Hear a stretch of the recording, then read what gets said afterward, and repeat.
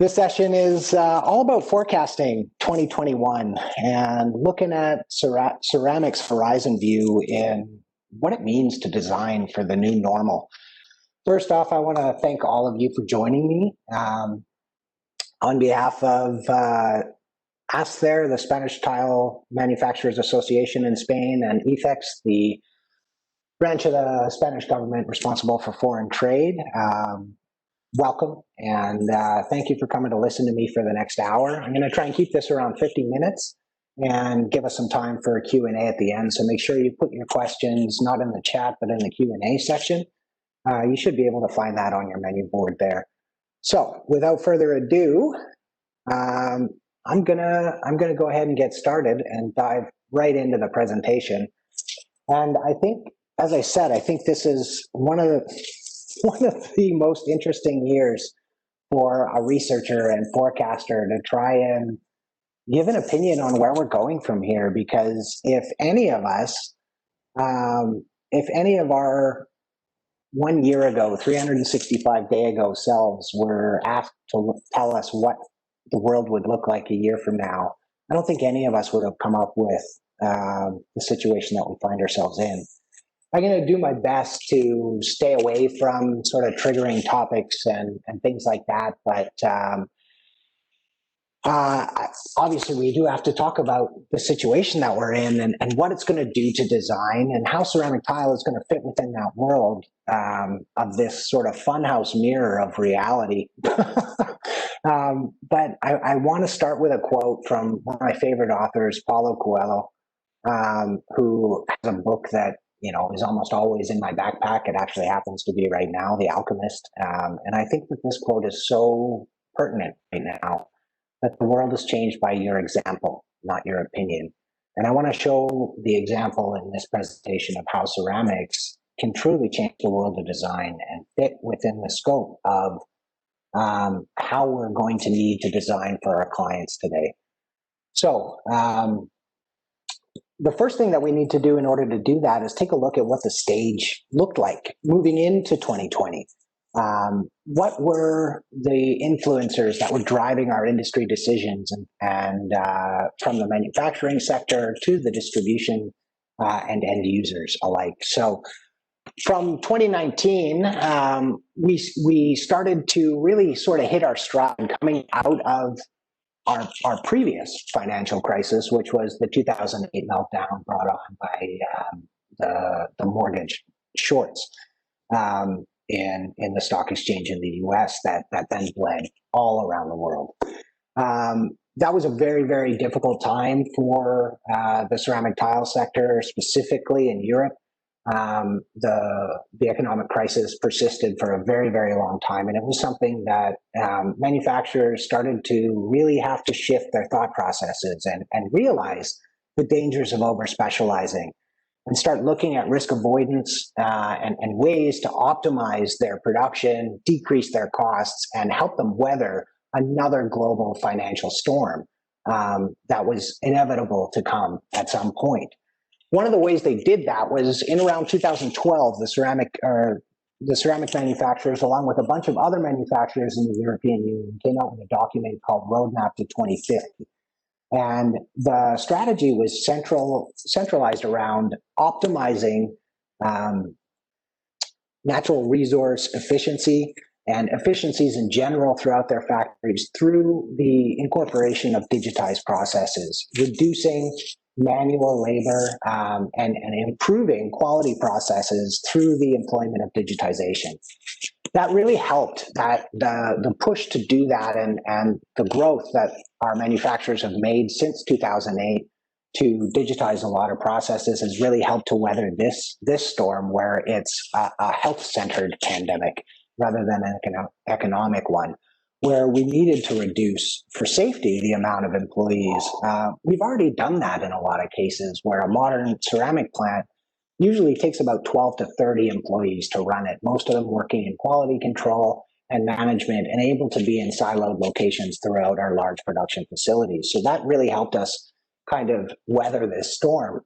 During the mandated shutdown, which was about 2 weeks in Spain, our manufacturing did have to stop to keep our workers and tradespeople safe.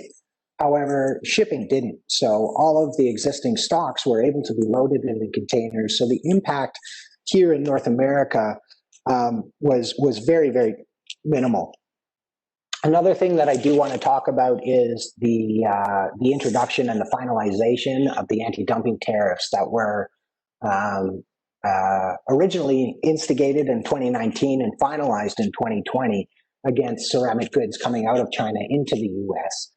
It finalized with an anti-dumping tariff around up to 356%, which largely evaporated Chinese ceramics from the U.S. market by the fourth quarter of 2020 this year. We saw Chinese imports reduced by about 98% this year. So there was a huge market gap and distributors looking for new avenues to fill a market demand for products like glass mosaics, small format glazed ceramics, and pressed porcelain small formats like subways and mosaics as well. And there's very few industries around the world with the expertise and the production chain set up to step in to fill that void.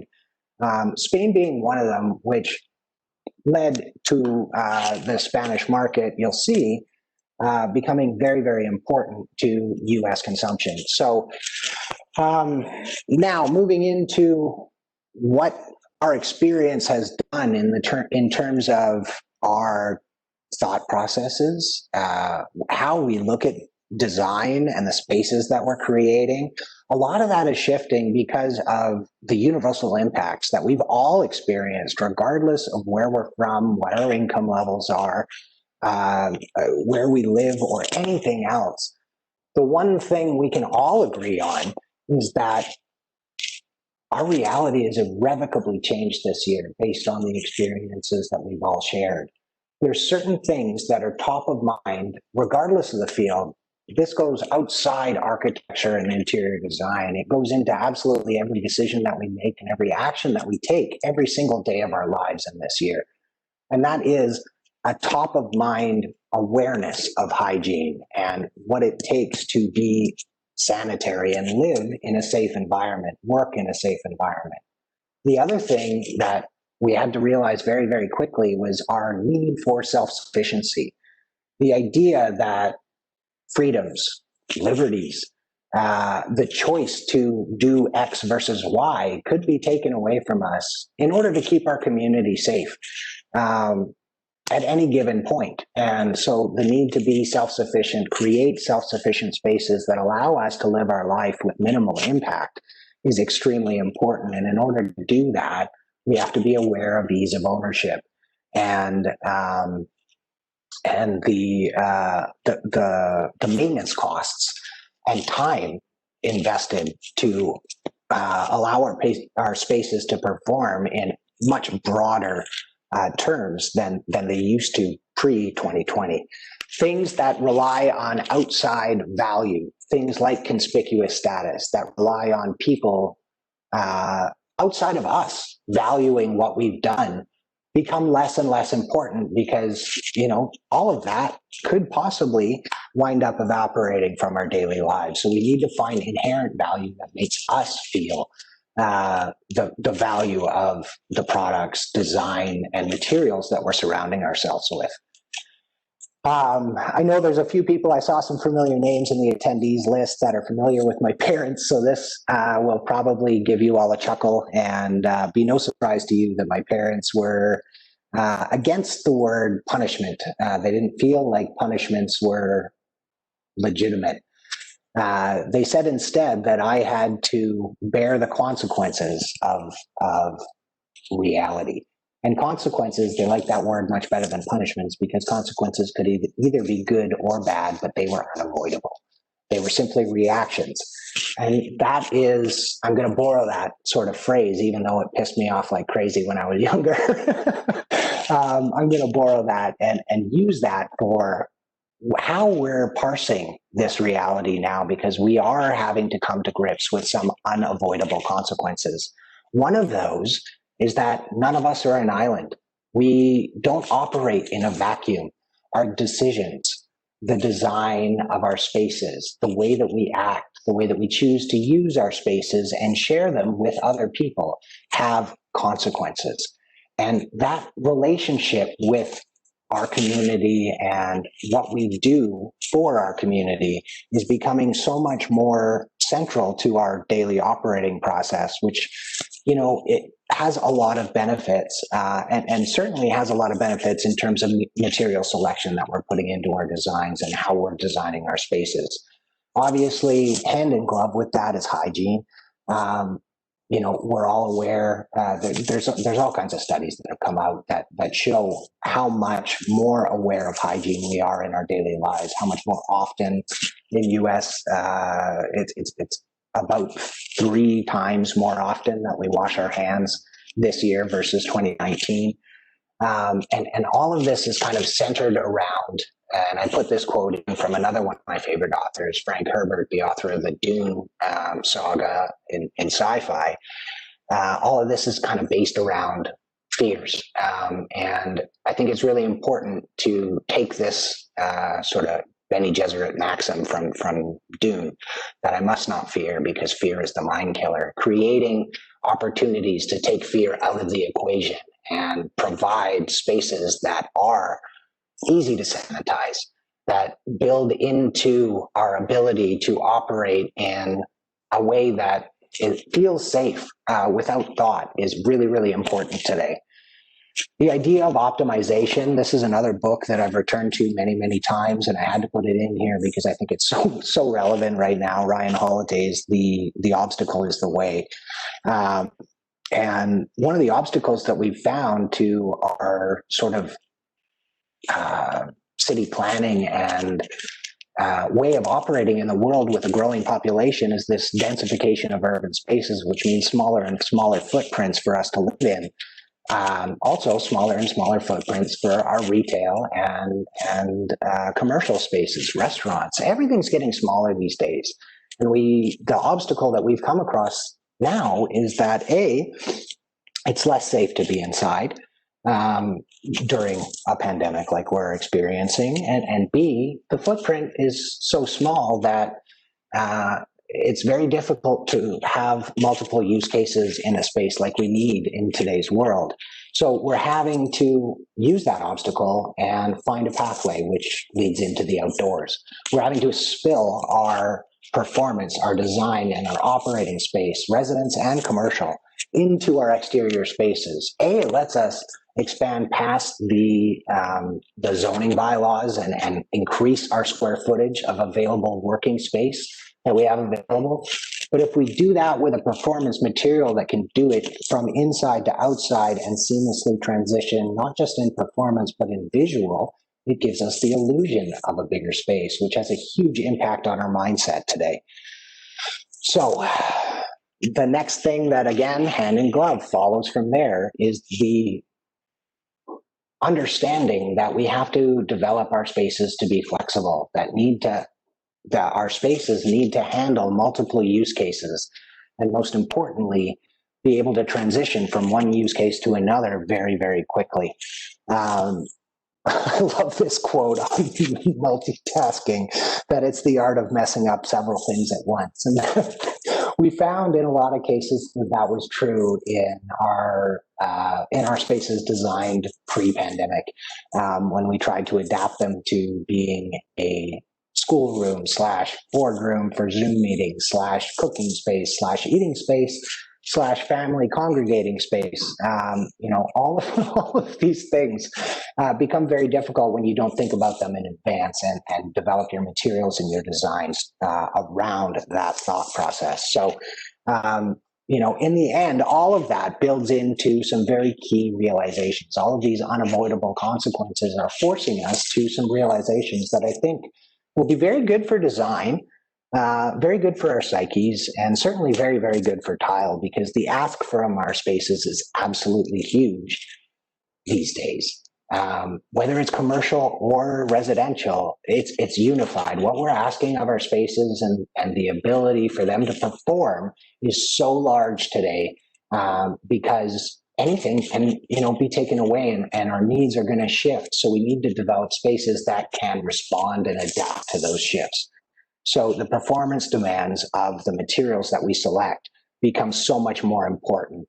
And the satisfaction that we have for the spaces that we may be confined to largely depends on those materials. After so many forced sacrifices, it's so refreshing to have a material choice like ceramics that gives us a respite, that forces us to make no sacrifices. So now that we sort of understand how the stage is set, how our mindset is kind of shifting, I want to talk about what the current state is of the ceramic market, and where we're moving to for 2021 and beyond. I shudder every time I say that. It's really hard to do a forecast right now and have an idea of where we're going from here, but I've done my absolute best. So one of the things that's really interesting is, for the first time since 2007, the US has become, once again, Spain's primary export for their ceramic tile. It's the first in the world overall, by volume and by value as well. So USA market trends become the key driver for marketing and product development decisions. So that becomes really, really important to parse what the North American trends are right now, because the Spanish manufacturers are focused very, very closely on what's happening here on US soil. So we're going to look at the macro trends. We're going to get into color theory a little bit, and then we're going to look at how manufacturers are parsing all of that together to create one completed thought that really does give us everything that we're looking for today. As I said, times are weird. The world has never been more kind of up in the air, and trying to fit all of this puzzle piece together into a cohesive view that makes sense to people, that tells designers, architects, and homeowners what they should be thinking about in terms of their architectural, exterior, interior, spatial planning, and design, is a scary prospect for someone like me right now. But if I just go to how I normally do and look at every other industry, a picture starts to emerge. If I look at everything other than tile, there's some things that become more and more apparent. It's very hard to travel right now, so we're not looking for exterior, out-of-country vacation locales. We're looking at things like overlanding, camping, hiking, canoeing, and taking advantage and reconnecting with our local environment. On a mindset scale, we're looking a lot more globally. We're a lot more connected because we have a lot more time to do research, to talk to people online, to find out theories and things like that. So we're more focused on what's happening in the world around us. As we get more and more confined to our interior spaces, we find this lack, this drive and need to have some nature surrounding us. There's an incredible rise in houseplant blogs, in nursery and gardening centers, as well as things to fill our time when we have been in lockdown. People are starting very traditionally homesteading things again. We're learning how to care for a sourdough starter, make our own bread, create our own furniture. And there's all sorts of things that are sort of creating this multifaceted view of what it means to be a person in 2020. And I think it sort of leads into 5 key macro trends that we can parse in the ceramic industry. And before I start rapid firing through these, I'm going to take a quick sip of water.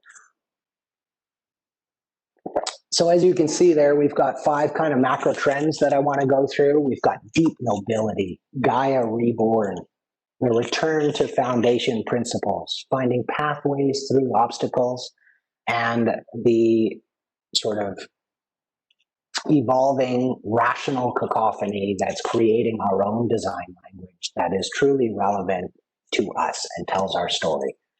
So the first one I want to get into is deep nobility, because all of us are desperately seeking authenticity right now. It's a very polarized world where there's so many opportunities for us to get into antagonistic situations that simple, clear, honest, authentic, and transparent materials, design philosophy, really anything is so important to us. It creates an instant break, a deep connection, and it's something that we find a lot of value in right now. I love this Nietzsche quote. Sometimes people don't want to hear the truth because they can't stand having their illusions destroyed. We're not looking for challenge from our design right now. We're looking for a sense of calm, a sense of peace, and this sort of deep nobility, seeking the authentic materials that have a resonance, that help invite the space outside of us and have a relationship with our surrounding environment, so that the spaces that we are creating, again, commercial or residential, it doesn't matter. This is pretty synonymous across both design languages, that the spaces we're creating are trying to incorporate our exteriors, that are trying to have a relationship and a resonance with our exteriors, so that they feel more inviting, calming, and broader than they actually are. The most important, as you saw in the first slide, the most important button in this design language is delete. How much can we take away from an idea or a concept to distill it down to the core kernel that's very, very simple, easy to parse, and instantly connects with the user or the viewer of it.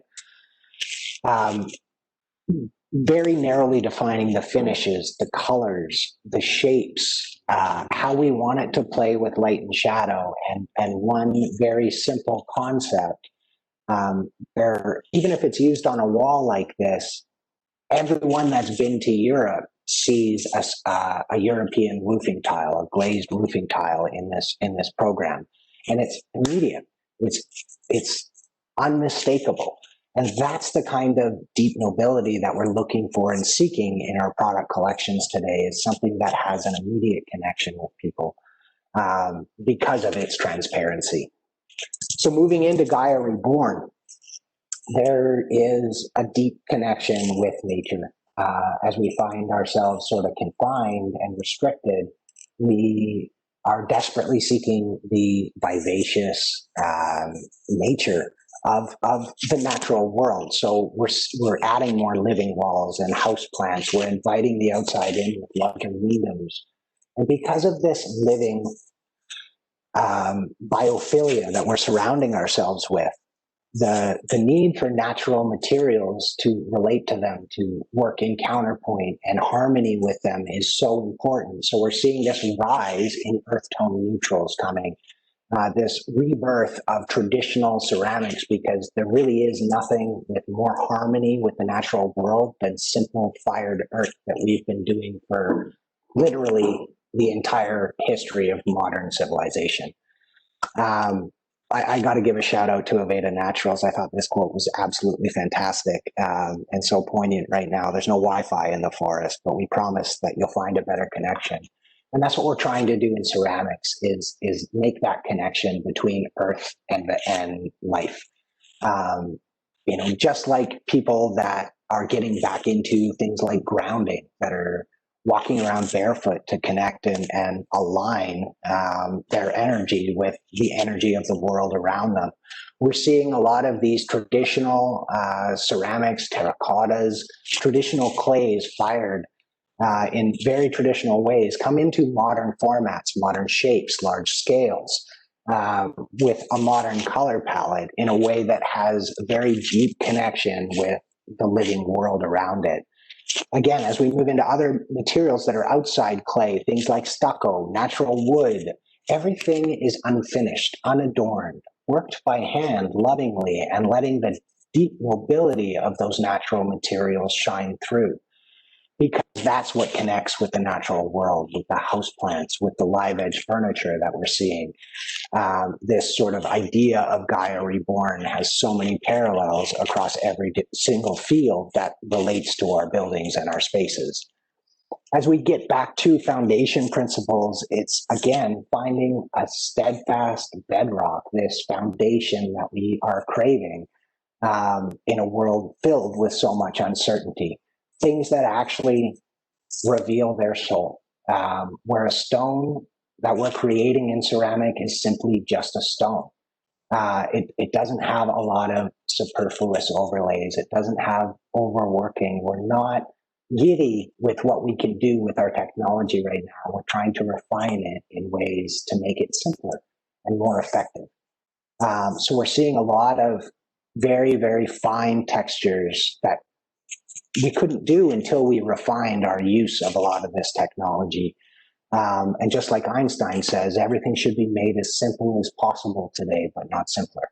So that's what we're looking to do in our woods, our metals, our stones. Our luxury programs are so relatable. They're not opulent. They're not in your face. They don't have, superfluous additives and curlicues and things like that. They're just iconic stones rendered in impeccable textures that make you want to reach out and touch them.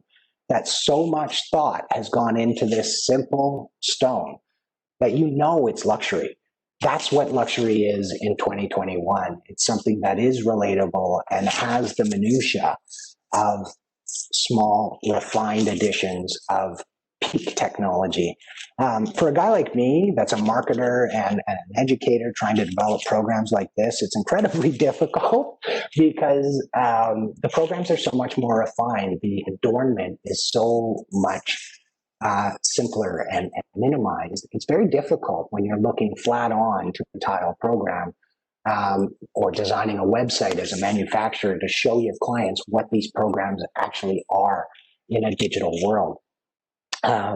Images like this are extremely effective because they have that wash lighting at an oblique angle so that you can see that sunken, glossy vein line that follows the vein in that marble, but you can only see it when light hits it a certain way. That's the level of detail and refinement that we're getting to in our programs. It's not use of five different effect inks. It's that simple, refined use of one effect that takes that look and elevates it into the fourth dimension, that makes you want to reach out and touch it, have to reach out and touch it to see how elegant it truly is. So I had to bring this one up again. I already talked about Ryan Holiday's book, The Obstacle is the Way. And more than just exteriors, there's so many ways that ceramics can transcend obstacles today with between in-out surfaces that allow for seamless transition in mortared applications and 2cm and 3cm pavers with all the different copings, coves, stair treads, the ability to spill visually and performance our space into exteriors, floors, and walls. And using 2cm even for structural components as well. There's literally nothing we can't create in ceramics today that offers a solution in peak hygiene, peak safety, and performance for our clients to realize the entire potential of their spaces that they have to operate in. This is critically important for businesses that are operating on lower, decreased revenues and have to optimize their space and find creative ways to utilize different nooks and crannies and be able to sanitize in between guests and things like that. So these materials, like ceramic, that offer a pathway through the obstacles are critically important today. I do want to bring up, the ability for ceramics in utilizing gauges, the 6 mil for veneers, cabinetry fronts, armor for our cabinetries and millworks, and for our furniture, as well as worktops in 12 and 20 mil. We've got manufacturers today that have been working so hard to figure out a way to digitally decorate all the way through the slab, and we're making headway in that realm as well, so that even the edge profile can have a consistent feeling to the surface digital graphic as well. So all of this armor is giving us the ability to create flex use spaces that creates multitaskers that aren't practicing the art of doing many things poorly, that actually do many things extremely well. And more importantly, we can host an art class for our kids if we're having to be homeschooling teachers, and then immediately clean up very, very quickly with anything at hand, transition that space to our Zoom meeting that we have at 11, and then cook food for our family, et cetera, et cetera. Having materials that allow us to adapt to flexible use cases in our design is so, so important today. If you haven't seen my 2019 trends, I'm going to bring that up again at the end, but there was sort of, in 2019, we saw a maturation of the maximalist design trend, this sort of throw everything at it and get so much involved in our design and maximalism, to a bit of a more refined take on it in abstract minimalism, abstract expressionism, and now we're sort of deepening and doubling down on that and getting to this rational cacophony, where we've got things that make sense to us that are celebrating different periods of art history, of design history, that it really doesn't matter today in a world where we may be the only ones that are seeing the space for the next year. So it doesn't matter if, for example, you can't wear white pants after Labor Day. No one's going to see it, or the architectural equivalent thereof. So we're developing our own design language, and manufacturers are responding to that with complementary programs that have, synergistic colors and textures that allow us to create this rational cacophony, because 2020 really is the crucible. It's this going through adversity that we realize what's truly important. It gives us the opportunity to evolve. And even if that evolution is just expressing our own creative style in what makes sense to us, strictly for our own happiness, that's a huge thing. It's a big thing for mental health. It's a big thing for the performance and livability of our spaces. And as artists, I think about architects and interior designers as visual artists, the same as sculptors or painters. And much like sculptors and painters, they have to work within the constraints of the mediums they choose to work in. And it's really refreshing, as I've said before, in 2020, to work in a medium like ceramics that doesn't burden you with really any constraints. You can have any visual aesthetic in a performance that speaks to everything that's top of mind for your clients today, that allows you to transition and spill your interior space into exterior and everything else that we've talked about. It gives so much freedom. So those are our main macro trends. We're going to fly through some chroma theory, some color theory, about what's going on in terms of color and how we're parsing color in our macro trends. And I wanted to give you, again, another sort of lookbook of what's going on. Again, coming from my 2019 take, we're seeing a lot of these flat colors, which is a narrow spectrum slice of color space, where it's adapting shade rather than tone. So we're adding light and dark to a very flat color tone. And what that does is it gives us a very simple design language in Dieter Brahms' vernacular, less but better. It gives us that simple backbone color to let our natural materials, the inherent variation, the lovely patinas that develop in Horween leather and unfinished wood, and natural stone, sort of come out and take the take the floor and take the spotlight from this flat color palette. So flat colors are extremely important, as well as natural materials and the colors of natural materials. So in terms of the chromatics that we're working with, it's very, very similar. Ceramics don't tend to deviate as widely as things like paint or wallpaper or more transient coverings.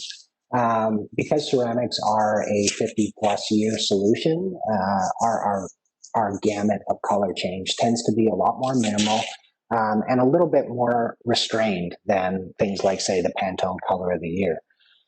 That being said, we've got our grays, which are still the sort of core backbone of our neutral tones because they can go with just about anything. You've got a broad assortment of neutral mid-spectrum grays that are like the perfect heather gray of your favorite t-shirt. And that's kind of the center of our gray spectrum. As we get darker, the saturation increases and we get into the cooler side of the spectrum. As we bleach out and wash out into lighter tones, often the pendulum swings back to the warmer side. We get a lot of our warm grays, our off beige and grayish or almost taupes in the lighter side.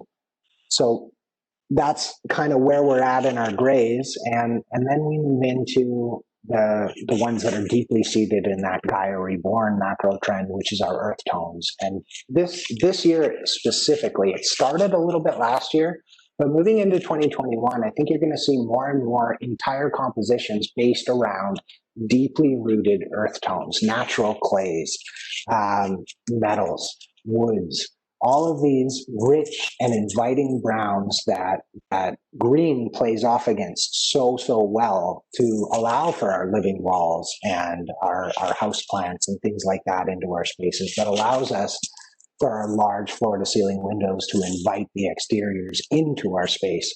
These earth tones become very, very important for that kind of design language. Moving into our cool tones, we still see some of the saturated deep emeralds and oceanic navies in some of our accent collections, but there's this huge rise in grayed off neutrals from sage green to steely, almost gray blues on the light side of the spectrum that we're seeing again as unified base tones to create a composition around. And that transcends all sorts of different material categories, from wood to tapestry, as you see here, caudo, natural stone, and traditional ceramic. We're seeing these cool tones be centralized schemes that we can create an entire composition around. The same as we are in warm tones. And a lot of these you'll see are because we're seeing a revival of charcoal grays and blacks in paint, creating these dramatic spaces that really need the warmth of vibrant coppers, brilliant verdigris of oxidized copper, the greeny tones of old oil-rubbed bronze that have all of that warmth of bronze coming through, as well as our flamingo pink, salmon, and coral colors.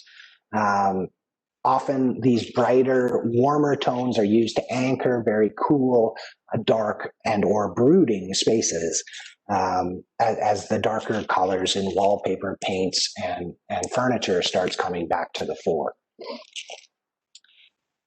So the challenge in ceramics is creating and parsing all of these color, winds of color change, macro trends, and doing them in a way that offers a timeless solution that can stand 50 years of progress or more. And one of the things our manufacturers had to learn in the previous crisis in 2008, and I think they're doing very, very well this year, is a sort of stepping back from feeling the need to launch 12 new collections that are all standalone, beautiful, large collections that have all the complementary pieces.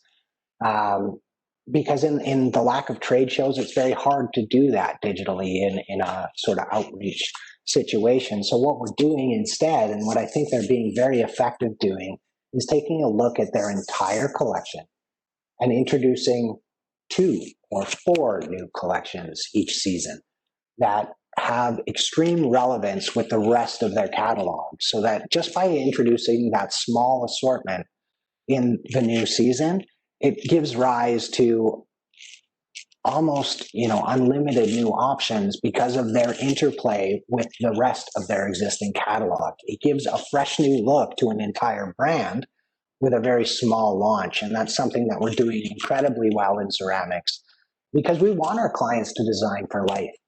And one of the ways that we've always done that in architecture is the interplay between wood and stone or concrete, this timber to ground relationship, the contrast of bedrock and living vegetation. And what we're seeing in the timber to ground sort of cohesive thought is the stones are taking the aggressive front in your face look with vibrant colors, aggressive vein patterns, and very unique stones that we've not seen either for decades or never seen before. Whereas the woods are playing counterpoint, the soft sort of melody behind those aggressive stones in the natural, harmonious, simple, minimal, and relatable natural versions of themselves. Very minimal knotwork, minimal variation, and very true to natural form. The other thing in kind of a world of disposable fashion and mass production and Amazon being able to drop things at our door whenever we want is this reconnection. As I said in the beginning, we're reconnecting with our homesteading lifestyles, being able to be self-sufficient. So there's this deep understanding and value for the work of human hands. So I'm seeing this huge and beautiful rise of true ceramic art coming back to the vernacular of our design language. We're seeing brush strokes, hand-drawn pencil and pen lines come into our ceramic programs, crosshatch, all of these long dead by hand art forms are being revitalized and preserved for decades, if not centuries, in these beautiful ceramic works of art. As we flatten our color tones and we get into a very narrow color space, the need for shade, adding black, if you're a graphic designer or a painter, is a shade, and adding white is a tint. So tints and shades become very, very important to this flat color space design language that we're doing. And the best way for us to do that in ceramics is by incorporating subtle textures in relief or bas relief, often digitally, sometimes in the press.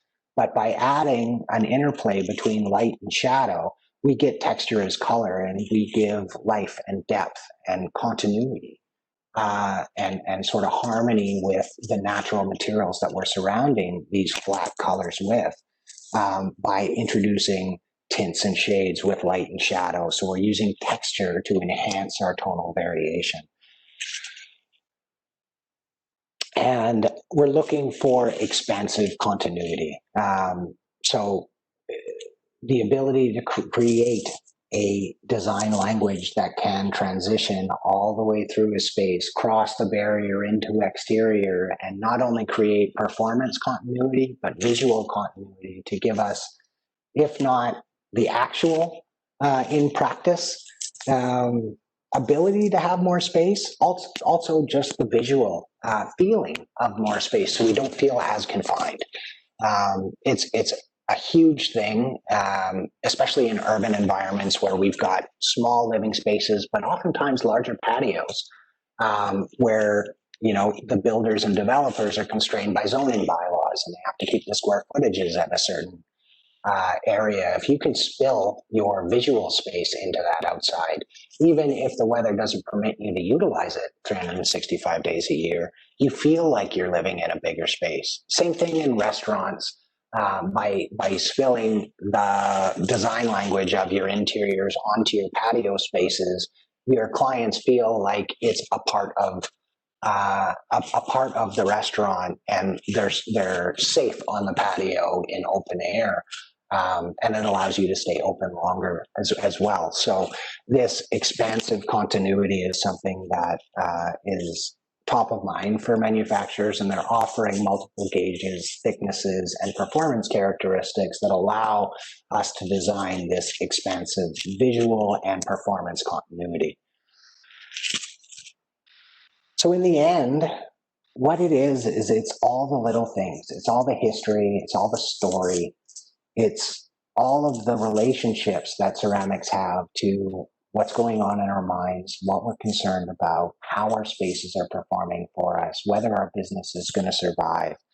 In the end, it's relations, it's story, it's magic, as Seth Godin says, another one of my favorite authors, because people don't buy goods and services. They buy that relationship. They buy a story and they buy magic. And that's truly what ceramics give for 2021, with very little ask from us for their service. So I hope I've given you some interesting food for thought. If you're not satiated yet, tilespainUSA.com does have a brand new website with an all new and very, very user-friendly quick ship collection that showcases a bunch of the products that I featured in today's presentation, available for sale in quantities warehoused in the US. So they'll help connect you with the distribution and manufacturers that do back up their programs with stock on US soil, as well as a full CEU repository. I talked about my trends presentation that I did in April. There's all kinds of CEU courses that I've done with Tile of Spain, video and audio ones like this, as well as printed media. So make sure you stop by the Learning Center there. Once again, my name is Ryan Fazan on behalf of ASTER, the Spanish Manufacturers Association, ETHEX, from the government of Spain, and the Tile of Spain brand internationally. Thank you so much for your time today. I hope you've enjoyed.